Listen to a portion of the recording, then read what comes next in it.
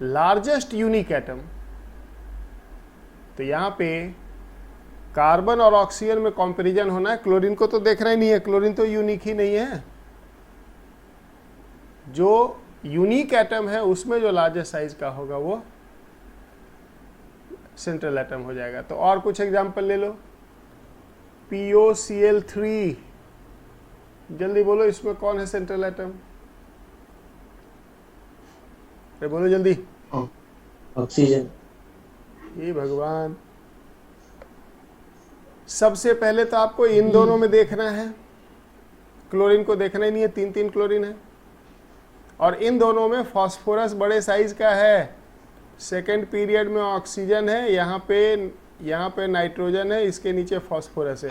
Oxygen से बड़ा तो नाइट्रोजन ही है, नाइट्रोजन से बड़ा फास्फोरस है, तो कौन बड़ा हुआ सबसे? फास्फोरस हुआ ना जी। फॉस्फोरस हुआ कि नहीं? Yes sir. So phosphorus is the central atom. क्या चाहिए सर? एटॉमिक नंबर से डिफाइन नहीं करेंगे क्या? मतलब क्या एटॉमिक नंबर से क्या डिफाइन करेंगे? क्या डिफाइन करना चाहते हो एटॉमिक नंबर से, ये तो बताओ। कह रहा एटॉमिक नंबर से डिफाइन नहीं करेंगे। एटॉमिक नंबर से साइज डिफाइन होता है डायरेक्टली? नहीं। ग्रुप में टॉप टू बॉटम जाते हैं तो एटॉमिक नंबर इंक्रीज होता है, साइज भी इंक्रीज होता है। लेफ्ट टू राइट पीरियड में जाते हैं तो एटॉमिक नंबर इंक्रीज होता है, साइज डिक्रीज होता है। एटॉमिक नंबर से डायरेक्ट साइज कहाँ रिलेटेड है? और एक आध देख लो, XeOF4। अब बताओ इसमें सेंट्रल एटम कौन होगा? जेनॉन। क्यों? क्योंकि नोबल गैस एलिमेंट है। जेनन और ऑक्सीजन में जेनन का साइज बड़ा है, फ्लोरीन को तो देखना ही नहीं है। SOCl2 कौन होगा central atom? Sulphur. Sulphur. IOCl3 कौन होगा सेंट्रल एटम? आयोडीन। तो इस तरह से हम सेंट्रल एटम को देखेंगे। यूनिक एटम, एक से ज़्यादा यूनिक एटम है तो जो लार्जेस्ट साइज का एटम होगा। तो अब तक हमने क्या मालूम कर लिया है? हमने मालूम कर लिया सेंट्रल एटम, हमने हाइब्रिडाइजेशन के बारे में सुना। अब हाइब्रिडाइजेशन निकालेंगे कैसे सेंट्रल एटम पे, जरा सा वो देखो।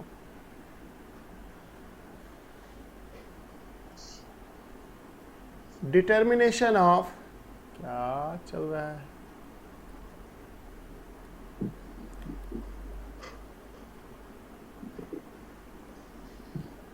डिटर्मिनेशन ऑफ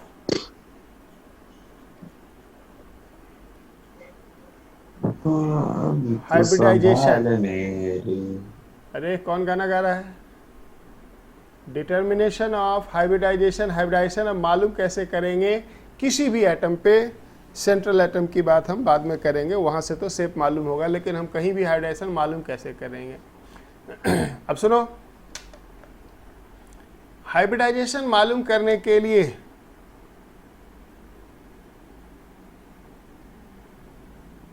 वेदांत को कनेक्ट करो। वेदांत को कैसे कनेक्ट करें? वेदांत कनेक्ट खुद से करेगा, मैं कैसे कनेक्ट करूंगा वेदांत को? अब वेदांत आएगा तब तो उसको घर से जाके बुला के कनेक्ट करें।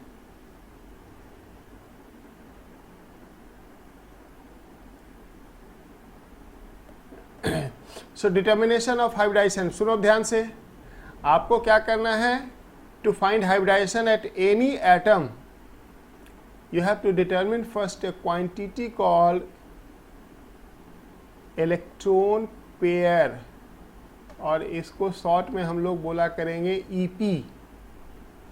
किसी भी एटम पे EP क्या होता है बच्चे? ध्यान से देखो, ये सबसे इंपॉर्टेंट क्वांटिटी VSEPR थ्योरी क्या होने जा रहा है? EP, it is number of sigma bonds plus number of lone pairs. किसी भी एटम पे number of sigma bond plus number of lone pair मिलके बनता है quantity which is called electron pair. Sigma bond, pi bond को नहीं count करना। अब कुछ एग्जाम्पल लो पहले इसका। अगर हम बात करें अमोनिया की ही बात करते हैं, सेंट्रल एटम आपको मालूम है, अभी सेंट्रल एटम पे अब मालूम करते हैं ईपी और फिर देखेंगे हाइब्रिडाइजेशन। सेंट्रल एटम नाइट्रोजन, अब आपको पता है लिविस डॉट स्ट्रक्चर इसका कैसे बनाना है। नाइट्रोजन के वैलेंस शेल में 5 इलेक्ट्रॉन, एक एक इलेक्ट्रॉन हाइड्रोजन से शेयर हो गए,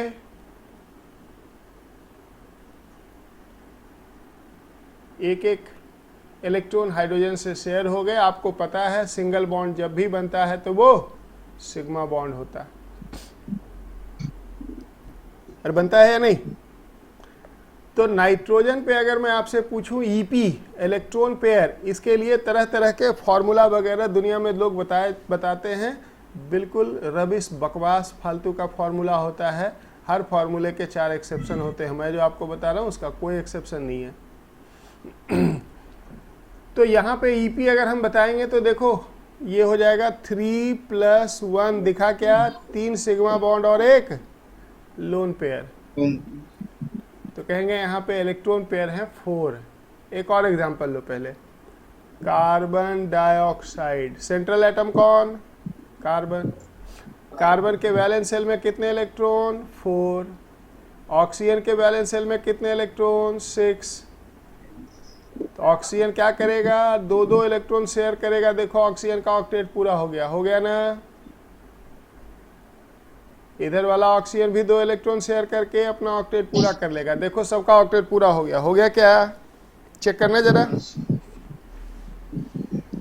लेकिन अब जो ये बॉन्ड बने उसमें एक सिग्मा बॉन्ड है, लेकिन दूसरा पाई बॉन्ड है। एक माइक किसका चालू है? आवाज नहीं आ रही जी, क्या हुआ, आवाज नहीं आ रही है, माइक चालू है क्या? नहीं माइक तो चालू है, सबके पास आवाज जा रही है ना, आवाज तो जा रही है, आवाज आ रही है। एक सिग्मा और एक पाई, और इलेक्ट्रॉन पेयर में पाई बॉन्ड का कहीं नामो निशान नहीं है।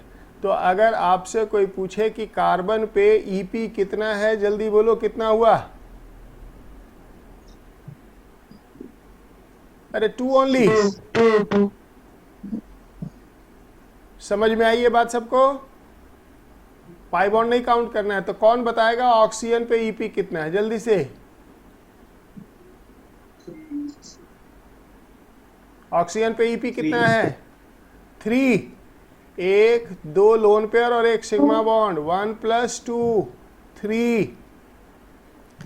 आगे हम देखेंगे कार्बन पे हाइब्रिडाइजेशन डिफरेंट होगा, क्योंकि यहाँ पे Ep2 है। ऑक्सीजन पे हाइब्रिडाइजेशन डिफरेंट होगा, लेकिन शेप किस पे डिपेंड करेगा, हाइब्रिडाइजेशन ऑफ सेंट्रल एटम पे। तो पहले हम जरा Ep 2-4 निकाल के प्रैक्टिस कर लेते हैं, फिर देख लेते हैं Ep का क्या रिलेशन होता है हाइब्रिडाइजेशन से। जरा 1-2 और प्रैक्टिस कर लेते हैं Ep निकालने का। इलेक्ट्रॉन पेयर में पाई बॉन्ड को नहीं काउंट करना है। हाँ, नहीं काउंट करना है, केवल सिग्मा बॉन्ड को और लोन पेयर को काउंट करना है। जरा एक और देखते हैं। सपोज करो हमारे पास एक आया Xc, या अभी Xc को रहने दो, PCl3 ले लो। सेंट्रल एटम कौन, फॉस्फोरस। फॉस्फोरस नाइट्रोजन वाले ग्रुप में है, तो कितने इलेक्ट्रॉन इसके वैलेंस शेल में, 5। नाइट्रोजन वाले ग्रुप में 5 इलेक्ट्रॉन होगा सबके, चाहे वो नाइट्रोजन हो, फॉस्फोरस हो, आर्सेनिक हो। क्लोरीन हेलोजन है, याद रखेंगे अब कुछ बातों को। हेलोजन के वैलेंस शेल में 7 इलेक्ट्रॉन होता, हेलोजन के वैलेंस शेल में 7 इलेक्ट्रॉन होते हैं। तो हेलोजन को अपना ऑक्टेट के लिए 1 चाहिए।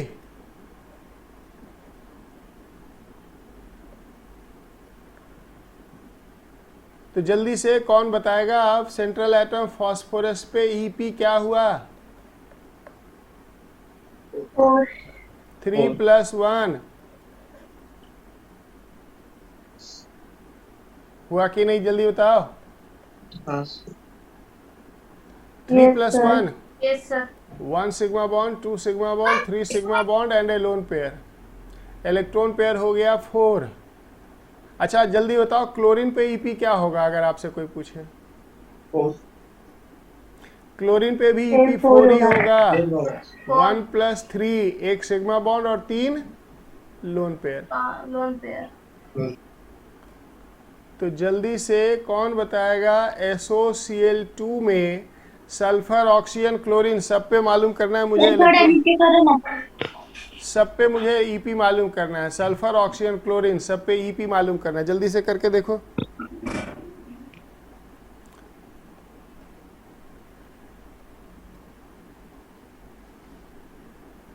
ये सब सीक्वेंस में मैं आपको कुछ बता रहा हूं पिछले 2 दिन से। सब ये इकट्ठा होके अप्लाई होगा तब आएगा शेप एंड स्ट्रक्चर। और जब आप सीक्वेंस समझ जाओगे तो शेप एंड स्ट्रक्चर आपके लिए 10 सेकंड का काम होगा। आप मॉलिक्यूल देखोगे और टक से शेप एंड स्ट्रक्चर। बाकी जनता कैलकुलेशन में लगी रहती है, इतने वैलेंस इलेक्ट्रॉन वगैरह वगैरह, कुछ करने की ज़रूरत नहीं होती है।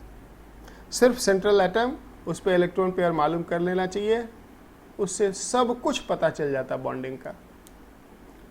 किया किसी ने SO2 के बारे में पता किया? SO2 में सल्फर है सेंट्रल एटम। सेंट्रल एटम पता होगा तभी तो मालूम करोगे कि किससे किससे कैसे कैसे कौन कनेक्टेड है। सल्फर ऑक्सीजन वाले ग्रुप में है जिसके वैलेंस शेल में 6 इलेक्ट्रॉन है। ऑक्सीजन के वैलेंस शेल में होते हैं 6, तो ये 2 शेयर कर लिया। और क्लोरीन के वैलेंस शेल में होते हैं 7। सभी हेलोजन के वैलेंस शेल में 7। क्लोरीन को 1 चाहिए होता है, तो क्लोरीन 1 शेयर करेगा। ये देखो ऐसे दिखा क्या? तो जल्दी से बताओ इस सल्फर पे ईपी कौन बताएगा? विशाल माने जल्दी बोलो। 1 2, ये 1 है सर, 4 इसको नहीं गिनना है। 4 होगा। 3 + 1 4। तो ऑक्सीजन पे कौन बताएगा ईपी? ऑक्सीजन पे ईपी देखो, 1 सिग्मा बॉन्ड और 2 लोन पेयर। 3 नहीं, 3. क्लोरीन पे 4 1 + 3 4. तो मुझे लगता है अब इलेक्ट्रॉन पेयर निकालना आपने सीख लिया। इलेक्ट्रॉन पेयर में कौन कौन काउंट होगा? Lone pair and sigma bond, pi bonds are not counted in electron pair. एक बार जब इलेक्ट्रॉन पेयर हमने काउंट कर लिया तो अब देखो इलेक्ट्रॉन पेयर का हाइब्रिडाइजेशन से क्या रिलेशन है। That's very simple. पहले एक बार लिस्ट देखेंगे, फिर याद रखने का तरीका मैं बताऊंगा। इलेक्ट्रॉन पेयर एंड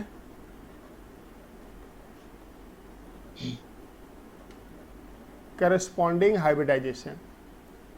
अगर इलेक्ट्रॉन पेयर 2 है, कम से कम 2 आएगा, 2 से नहीं कम नहीं आएगा। अगर इलेक्ट्रॉन पेयर 2 है तो हाइब्रिडाइजेशन आएगा sp। ऐसा क्यों आएगा? थोड़ा मैं रफ वर्क कर रहा हूं। देखो कल हमने पढ़ा था s और p ऑर्बिटल अगर मिलते हैं तो 2 sp हाइब्रिड ऑर्बिटल देते हैं। कुछ याद आता है बच्चों को? अरे कौन बोल रहा है? छोटा बच्चा। अरे छोटे बच्चे को टॉफी दो, उसको चुप कराओ। देखो गुस्सा हो रहा है। सो एस एंड पी ऑर्बिटल्स अगर कंबाइन करेंगे तो 2 sp हाइब्रिड ऑर्बिटल देंगे। और वो sp हाइब्रिड ऑर्बिटल 2 जो है उसी में 2 इलेक्ट्रॉन पेयर रहेगा। तो जितना इलेक्ट्रॉन पेयर उतने हाइब्रिड ऑर्बिटल चाहिए। और उतना हाइब्रिड ऑर्बिटल किस में मिलेगा ये आपको पता है। s और p हाइब्रिडाइजेशन करेंगे तो 2 हाइब्रिड ऑर्बिटल मिलेगा। तो इलेक्ट्रॉन पेयर अगर 2 हुआ तो हाइब्रिडाइजेशन होगा sp। और फिर उस मॉलिक्यूल का ज्योमेट्री क्या हो जाएगा? याद है कुछ? sp हाइब्रिडाइजेशन में क्या ज्योमेट्री था हाइब्रिड ऑर्बिटल का?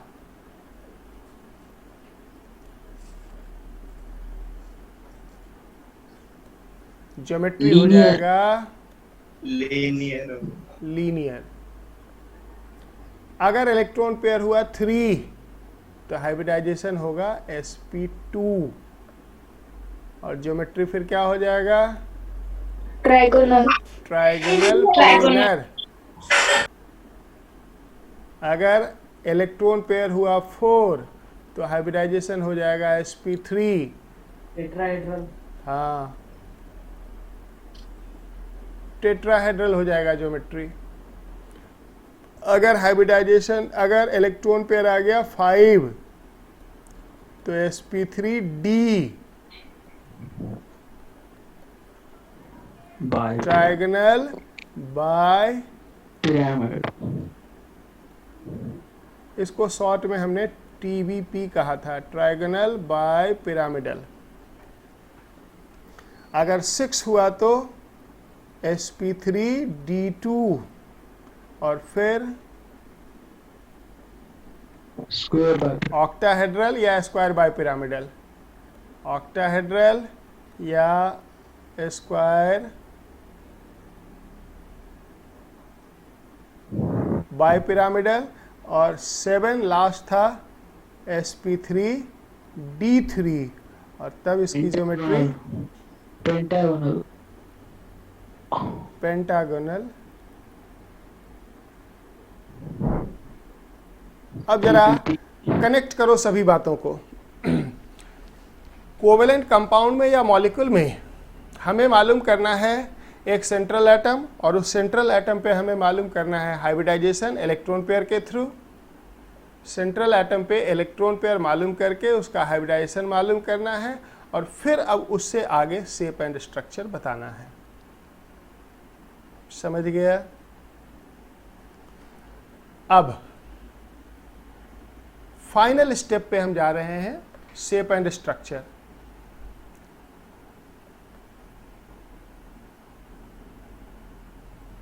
Shape and structure. ध्यान से सुनो। अब क्या करना है, आखिरी स्टेप है ये। थोड़ा नीचे कर लो। अब ये लास्ट स्टेप है। कोवेलेंट कंपाउंड की दुनिया, कोवेलेंट कंपाउंड की दुनिया को 2 पार्ट में डिवाइड कर देना, यानी कि दुनिया के सारे कोवेलेंट कंपाउंड को 2 पार्ट में डिवाइड कर देना है। कोवेलेंट कंपाउंड को 2 सेक्शन में डिवाइड कर देना है। One is without lone pair at central atom. एक वो सेक्शन जिसमें कि सेंट्रल एटम पे लोन पेयर नहीं है, और दूसरा with lone pair at central atom. अब सुनो ध्यान से। अगर कोवेलेंट कंपाउंड में सेंट्रल एटम पे लोन पेयर नहीं है तो समझ लो कि बॉन्डिंग का क्वेश्चन बहुत आसान आ गया, क्योंकि उस कैटेगरी में जो ज्योमेट्री ऊपर हमने लिख रखा है, यहाँ जो ज्योमेट्री हमने लिख रखा है वही मॉलिक्यूल का शेप हो जाएगा। So if there is no lone pair, if there is no lone pair at the central atom, then geometry will also be shape। जो ऊपर हमने ज्योमेट्री लिखा है वही शेप हो जाएगा। कौन शोर मचा रहा है?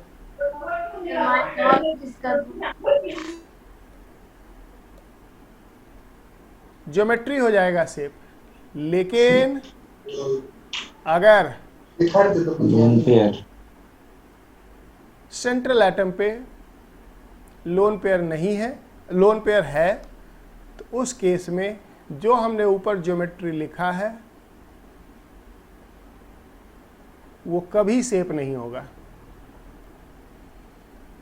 फिर क्या होगा हम आगे बात करेंगे। उस ज्योमेट्री से एक स्टेप आगे जाके हमें शेप मालूम करना होगा। तो हम अभी सिर्फ लिख देंगे ज्योमेट्री विल डिटरमिन, वो आगे बताएगा, geometry will determine shape, but geometry he shape नहीं हो जाएगा। इस केस में तो ज्योमेट्री ही शेप हो जाएगा। तो लेट अस सम अप। ये सारी कवायद, ये सारी कोशिश, ऊपर करो ना। अरे बाबा, ये सारी मेहनत हम कर रहे हैं कोवेलेंट कंपाउंड के शेप एंड स्ट्रक्चर को मालूम करने के लिए। That is the first step in covalent bonding. और उसके लिए हम सेंट्रल एटम मालूम किए, सेंट्रल एटम पे इलेक्ट्रॉन पेयर मालूम किया, उससे हाइब्रिडाइजेशन मालूम किया। अब देखेंगे अगर सेंट्रल एटम पे कोई लोन पेयर नहीं है तो जो ज्योमेट्री है वही शेप हो जाएगा, अगर नहीं तो फिर आगे देखेंगे। तो अब हम स्टार्ट करने जा रहे हैं फर्स्ट कैटेगरी को आज कोवेलेंट बॉन्डिंग में, molecule without lone pair at central atom. और यहाँ से अब बॉन्डिंग का एप्लीकेशन स्टार्ट हो जाएगा बच्चे। ऊपर करो ना। अरे कितना ऊपर नीचे करते रहे।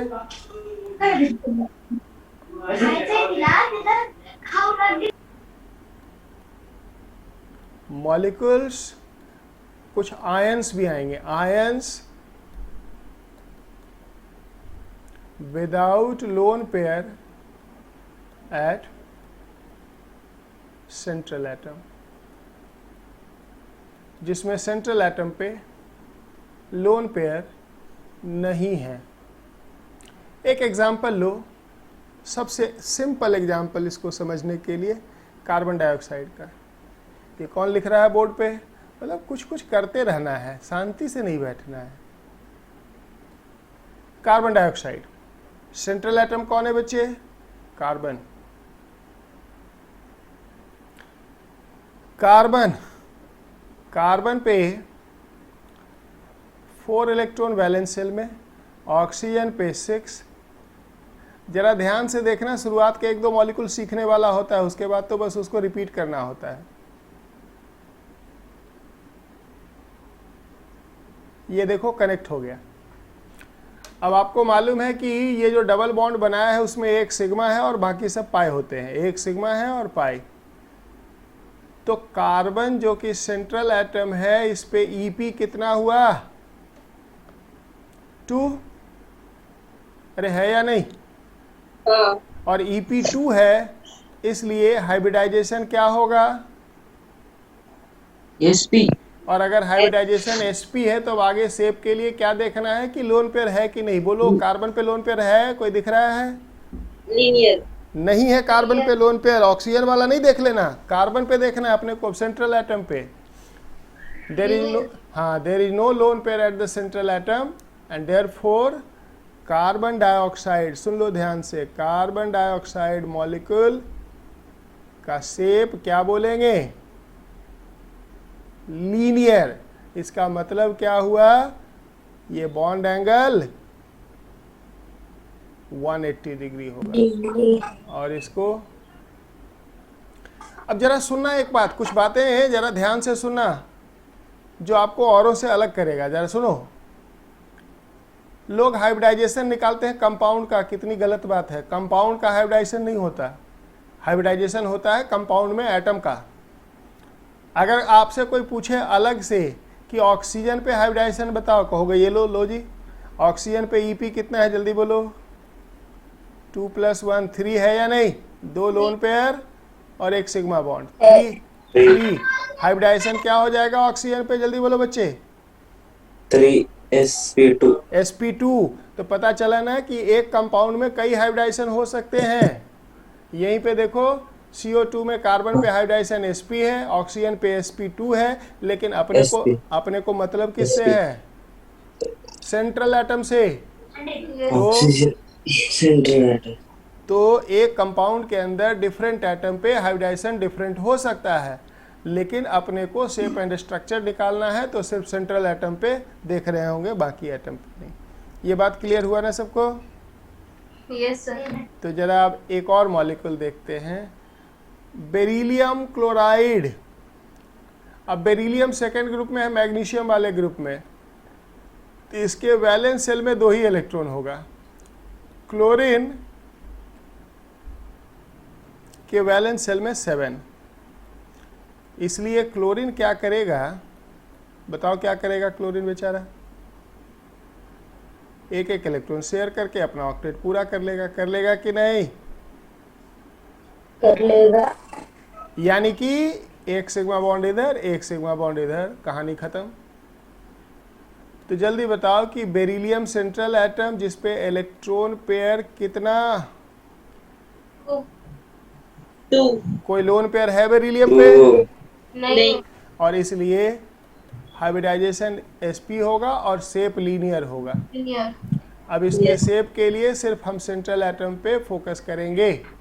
हम कहेंगे कि बेरिलियम क्लोराइड में सेंटर पे बेरिलियम है और ये एंगल 180 डिग्री होगा और इसे हम, हाँ ये अलग बात है कि कोई पूछे क्लोरीन पे ईपी कितना है तो सेपरेट क्वेश्चन हो जाएगा बच्चे, वो हो जाएगा 3+1, 3 लोन पेयर 4 और एक बॉन्ड पेयर, 4 हो जाएगा। कोई पूछे क्लोरीन पे हाइब्रिडाइजेशन कितना है तो sp3 कहेंगे sp3, sp3 लेकिन उससे शेप का कोई लेना देना नहीं है। टेट्राहेड्रल और वो शेप उससे थोड़े बताएंगे, सेंटर से बताएंगे ना। तो बेरिलियम क्लोराइड हो गया, कार्बन डाइऑक्साइड हो गया। जरा एक और पहले देखते हैं, एक और मॉलिक्यूल लेते हैं, बोरन फ्लोराइड। सेंट्रल एटम कौन? बोरन, जिसके वैलेंस शेल में होते हैं 3 इलेक्ट्रॉन।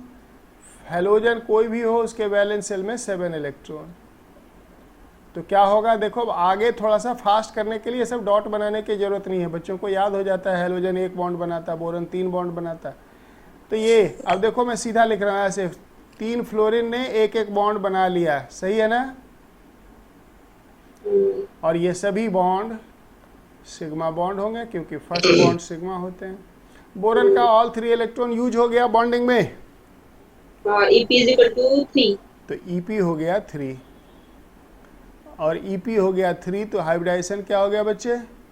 sp2 कोई लोन पेयर बचा बोरन पे? ट्राइगोनल नहीं बचा, कहाँ बचा? 3 ही था, यूज हो गया ना। तो कहेंगे इसका शेप BF3 का ट्राइगोनल प्लेनर होगा। यानी कि आपको एक इक्विलैटरल ट्रायंगल बनाना है बच्चे, एक इक्विलैटरल ट्रायंगल बनाना है, सेंटर पे बोरन को रखना है और उससे कनेक्ट कर देना है वर्टिसेस को जहाँ पे होंगे कौन? फ्लोरीन। इसको क्या बोलते हैं? Bond angle. कितना होगा ये? 120 डिग्री 120 डिग्री। ये बात समझ में आई आप सबको? पक्का? Yes sir. तो अब देखो यहाँ पे एक प्रॉपर्टी मैं आपको बताने जा रहा हूँ, वो प्रॉपर्टी यहाँ पे सीखना है, आगे सब में उसको लगाते जाना है। एक स्पेशल प्रॉपर्टी मैं आपको बताने जा रहा हूँ, उसको अब यहाँ पे सीखना है और सभी मॉलिक्यूल में अब आगे हम अप्लाई करते चलेंगे। देखेंगे जरा एक प्रॉपर्टी अब अलग से मैं पहले यहाँ पे आपको सिखा रहा हूँ, फिर आगे नेक्स्ट सभी मॉलिक्यूल में अप्लाई करते चलेंगे। That is called bond polarity and dipole moment of molecule. इतना इंपॉर्टेंट है कि नीट का पेपर में बॉन्ड पोलैरिटी से रिलेटेड एक क्वेश्चन हर साल होता ही होता है। केमिकल बॉन्डिंग से ही वैसे तो 4 क्वेश्चन होता है। Bond polarity and dipole moment, ध्यान से समझेंगे इसको तो समझ में आएगा। बॉन्ड पोलैरिटी, अब जरा मैं कुछ मॉलिक्यूल ले रहा हूँ, एक HF मॉलिक्यूल लो, हाइड्रोजन फ्लोराइड। हम सबको मालूम है कि हाइड्रोजन के वैलेंस शेल में 1, हेलोजन के वैलेंस शेल में 7 होते हैं। ये देखो सबका काम पूरा हो गया। हाइड्रोजन का हीलियम कॉन्फ़िगरेशन आ गया, फ्लोरीन का नियॉन का आ गया, ऑक्टेट पूरा हो गया ना। इसको अपने को अब सिर्फ ऐसे एक लाइन से दिखा देना है, ध्यान से देखना। आपने एक कॉन्सेप्ट पढ़ा था पीछे, इलेक्ट्रोनिगेटिविटी, कुछ याद है आपको?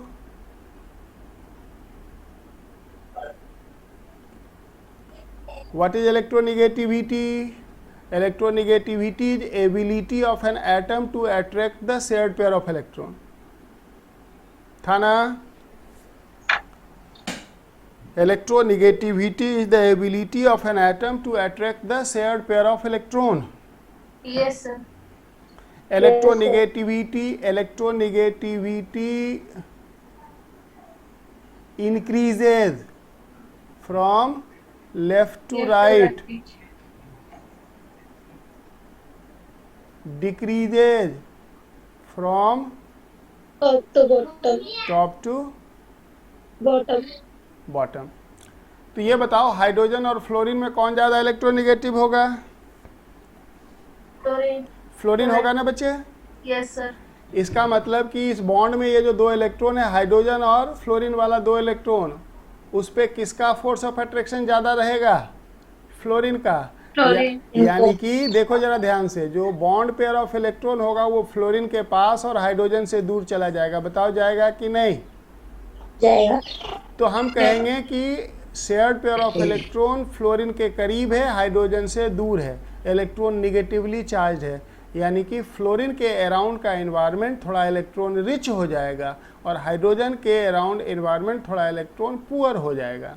जहाँ इलेक्ट्रॉन रिच होगा वहाँ पे हम कहेंगे कि फ्लोरीन पे स्मॉल नेगेटिव चार्ज बिल्डअप हो जाएगा और हाइड्रोजन पे स्मॉल पॉजिटिव चार्ज। समझा कि नहीं? पहले ईमानदारी से बताओ मुझे। जहाँ इलेक्ट्रॉन जाएगा वो नेगेटिव हो जाएगा, जहाँ से जाएगा वहाँ पॉजिटिव हो जाएगा। इसी को कहते हैं डाइपोल। डाई मतलब दो, पोल नेगेटिव पॉजिटिव पोल। तो सबसे पहले मुझे बताओ डाइपोल बनने का कारण क्या है? डिफरेंस ऑफ इलेक्ट्रोनिगेटिविटी है या नहीं?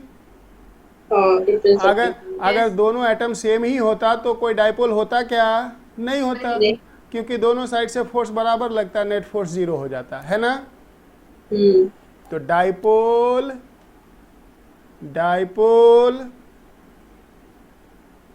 arises due to difference in electronegativity. और इस डाइपोल को सुन लो बच्चे, इस डाइपोल को आगे हम एक वेक्टर से दिखाएंगे। इस डाइपोल को हम एक वेक्टर से दिखाएंगे और वेक्टर का डायरेक्शन किधर होगा? पॉजिटिव से निगेटिव, मोर इलेक्ट्रोनिगेटिव एटम की तरफ। समझा ना? अब दूसरी बात, जितना ज्यादा इलेक्ट्रोनिगेटिविटी डिफरेंस होगा, बताओ रिजल्टेंट फोर्स उतना बड़ा होगा कि नहीं? अरे होगा। जितना ज्यादा इलेक्ट्रोनिगेटिविटी डिफरेंस इन दोनों में होगा उतना बड़ा रिजल्टेंट फोर्स, उतना बड़ा डिफरेंस ऑफ फोर्स होगा, उतना बड़ा डाइपोल बनेगा और उसको उतना ही बड़ा वेक्टर से दिखाना है। कुछ समझा मैंने क्या कहा?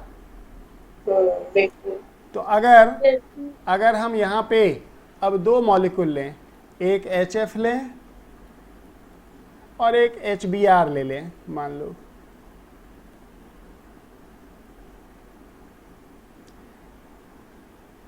इसमें भी यहाँ निगेटिव पॉजिटिव होगा, इसमें भी निगेटिव पॉजिटिव होगा। किधर ज़्यादा स्ट्रॉन्ग डाइपोल बनेगा, किधर बड़ा डाइपोल बनेगा? HF में। और उसको बड़े वेक्टर से दिखाना है, जबकि यहाँ पे स्मॉलर वेक्टर दिखाना है। कुछ समझा बच्चा लोग? greater the difference in electronegativity, greater the difference in electronegativity, greater the dipole, greater will be the magnitude of dipole vector. होगा कि नहीं? Yes. Greater the electronegativity difference, greater the magnitude of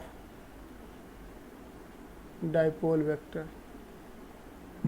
तो क्या कहेंगे कि HF is more polar than HBr, कहेंगे कि नहीं? तो कहेंगे। पहले इतनी बात बताओ मुझे, HF is more polar than HBr। ये तो बात हो गई जब एक एक बॉन्ड ही हो मॉलिक्यूल में, लेकिन अपना ऑब्जेक्टिव तो है उस मॉलिक्यूल के पोलैरिटी को बताना जिसमें कई कई बॉन्ड है। अब एक एग्जांपल लो कार्बन डाइऑक्साइड का, जरा बच्चा अभी अभी हमने पढ़ा था कार्बन डाइऑक्साइड के बारे में कि कार्बन डाइऑक्साइड लीनियर शेप का था। जल्दी बोलो, था या नहीं? कार्बन पे हाँ। एक ऑक्सीजन इधर, एक ऑक्सीजन इधर, और 180 पे था। पहले ये बताओ, कार्बन ऑक्सीजन में इलेक्ट्रोनिगेटिविटी किसकी ज़्यादा है? ऑक्सीजन की? कार्बन की। ये ऑक्सीजन। तो ऑक्सीजन ऑक्सीजन तो कार्बन ऑक्सीजन बॉन्ड पोलर होगा और उसकी पोलैरिटी का वेक्टर ऑक्सीजन के डायरेक्शन में होगा, होगा कि नहीं? लेकिन जो दूसरे साइड में है वो उसका डायरेक्शन भी ऑक्सीजन के डायरेक्शन में होगा। हाँ होगा। अब सुनो ध्यान से, जितना डिफरेंस कार्बन ऑक्सीजन में है राइट साइड में, उतना ही डिफरेंस कार्बन ऑक्सीजन में लेफ्ट साइड में है या नहीं? अरे कौन पीछे से बोल रहा होता है? तो बताओ, दोनों वेक्टर का मैग्नीट्यूड इक्वल होगा कि नहीं? जल्दी बोलो। हाँ क्योंकि दोनों डायरेक्शन में इलेक्ट्रोनिगेटिविटी डिफरेंस सेम है। तो अब सिचुएशन क्या है आपके पास? दो dipole vector of equal magnitude in opposite direction है कि नहीं? हाँ 180। यस और अगर ऐसा हो जाए, दो इक्वल मैग्नीट्यूड का वेक्टर अपोजिट डायरेक्शन में 180 डिग्री पे हो, तो रिजल्टेंट क्या हो जाएगा? जीरो। डाइपोल मोमेंट को म्यू से दिखाते हैं और म्यू जीरो हो जाएगा, कैंसिल हो जाएगा। कार्बन डाइऑक्साइड का नेट डाइपोल मोमेंट जीरो है, ये समझ में आया सबको?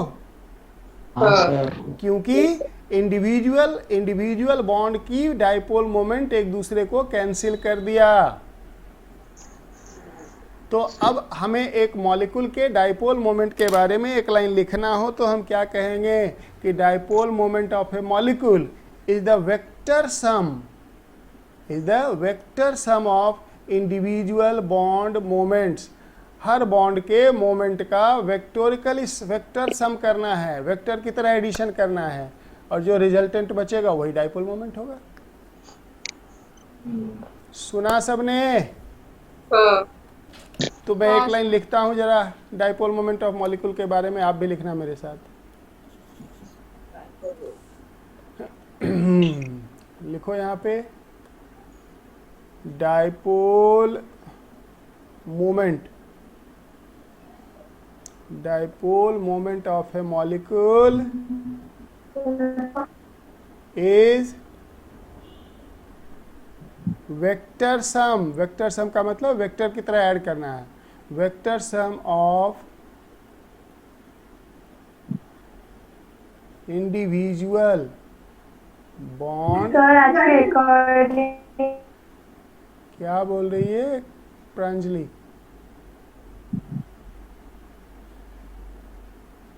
Dipole moment of A molecule is vector sum of individual bond moments. Individual bond moments के सर मोमेंट से या मोमेंट से? मोमेंट अरे डाइपोल मोमेंट को सिंगल वर्ड में हम मोमेंट बोल देते हैं, बॉन्ड मोमेंट मतलब इंडिविजुअल बॉन्ड का मोमेंट। ये हो गया बॉन्ड मोमेंट, समझा? हाँ सर। इसको वेक्टोरिकली ऐड करना है। तो आज का एक आखिरी एग्जाम्पल, जल्दी से मुझे कौन बताएगा इसकी पोलैरिटी के बारे में? BF3 मॉलिक्यूल कितना पोलर है, जरा इसको प्रेडिक्ट करो, जैसे अभी हमने CO2 के बारे में किया है। जल्दी से सब लोग अपने अपने नोटबुक पे ट्राई करेंगे। एक सेकेंड सर, आज की रेटिंग भेज दो सर। हाँ, कौन जम्हाई ले रहा है? आज की रिकॉर्डिंग भेज दो। रोज की रिकॉर्डिंग तो मैं भेज ही रहा हूँ।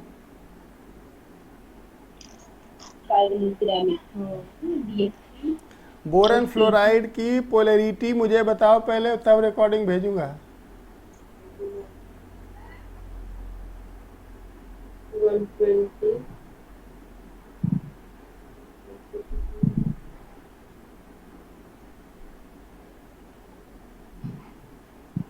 जल्दी से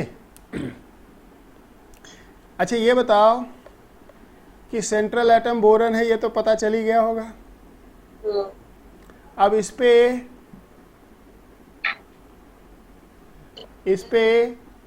बोरन के वैलेंस शेल में 3 इलेक्ट्रॉन, फ्लोरीन। अब ये सब देखो काम फास्ट में थोड़ा कर लेंगे, ये सब आपको पता है ना बच्चे। एक एक बॉन्ड बनाया, ईपी कितना हो गया, 3 hybridisation, sp2 shape trigonal planar है ना, हाँ सर ट्राइगोनल प्लेनर, यानी कि एक इक्विलैटरल ट्रायंगल बना देना है। सेंटर पे बोरन हो गया और ऐसे हो गया 3 फ्लोरीन। अच्छा 3 फ्लोरीन। अब ये बताओ कि बोरन फ्लोरीन बॉन्ड तो पोलर होगा ना, काफ़ी डिफरेंस है बोरन और फ्लोरीन में इलेक्ट्रोनिगेटिविटी का। 120 डिग्री। तो ये वाला वेक्टर इधर होगा फ्लोरीन के तरफ, ये वाला वेक्टर होगा इधर फ्लोरीन के तरफ, ये वाला वेक्टर होगा इधर फ्लोरीन के तरफ, होगा ना बच्चे। हाँ लेकिन सभी वेक्टर का मैग्नीट्यूड इक्वल होगा क्योंकि हर तरफ डिफरेंस ऑफ इलेक्ट्रोनिगेटिविटी सेम है या नहीं। हाँ हाँ सर तो रिजल्टेंट क्या हुआ इसका, 0 अच्छा 0 क्यों होगा इसका रिजल्टेंट, कैंसिल हो गया ना। नहीं कैसे कैंसिल हो गया, कौन किसको कैंसिल कर दिया, आमने सामने थोड़े ना है। 180 पे होता है तब कैंसिल होता है ना। अरे सुन लो नलायकों, मुझे मालूम है इसलिए मैं पूछ रहा हूँ ना, क्योंकि मुझे पता है ना कि कुछ नहीं पढ़ा लिखा है फिजिक्स में अभी तुम लोगों ने। सुनो, अगर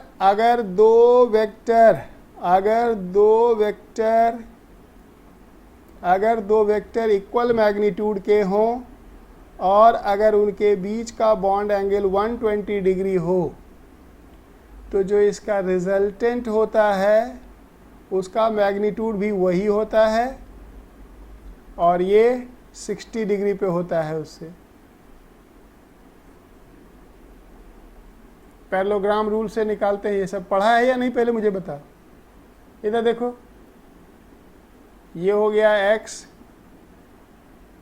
ये भी हो गया x, तो रिजल्टेंट के लिए पैरेललोग्राम बनाते हैं और ये हो गया इसका रिजल्टेंट।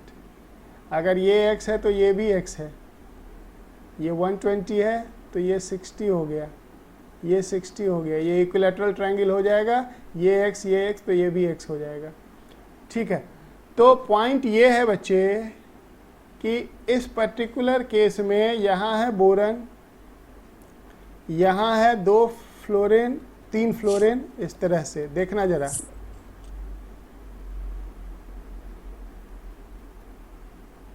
अगर इसका मैग्नीट्यूड x है तो इसका भी x है, इसका भी x है, और ये 120 डिग्री एंगल है, इसलिए इन दोनों को लेके जो रिजल्टेंट बनेगा वो यहाँ पे होगा और ये भी x हो जाएगा। अब जब इधर x लाए तो कुछ उस टाइम के लिए इसको डिलीट कर दो, क्योंकि क्या किया आपने, उन दोनों के बदले में आपने इस वेक्टर को अकेले लिख दिया। समझ में आया क्या। और उन दोनों का रिजल्टेंट ये हो गया और ये x इसके ऑपोजिट हो गया, ये भी x है, इसलिए नेट 0 हो जाएगा। जरा सा सुन लो वेक्टर का एक रूल फ्री में। अगर किसी पॉइंट पे n वेक्टर हो, 2 नहीं n वेक्टर हो, जितना मर्जी 10 20 50 रख लो, अगर n वेक्टर हो और सभी का मैग्नीट्यूड अगर इक्वल हो, सभी का मैग्नीट्यूड अगर इक्वल हो और सभी के बीच में एंगल इक्वल हो, सभी के बीच में एंगल इक्वल हो,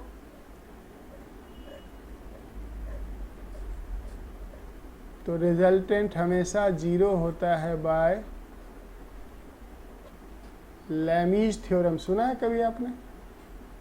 हाँ सर सर इसको बोलते हैं लैमीज थ्योरम वेक्टर में। Time law. समझ गए। टाइम हो गया। यस देखो कह रहा किसका टाइम हो गया है, किसका टाइम इतना जल्दी हो गया है। ईश्वर उसको इसकी आत्मा को शांति दे। चलो अब टाइम हो गया तो जाने वाले को कौन रोक सकता है। चलो छुट्टी करते हैं, फिर कल मिलते हैं। Okay, see you tomorrow. Sir recording भेज दो सर। रिकॉर्डिंग अभी भेजता हूँ, अभी तुरंत 2 मिनट में मैं ग्रुप पे डाल देता हूँ। चलो ठीक है, ओके, सी यू टुमारो।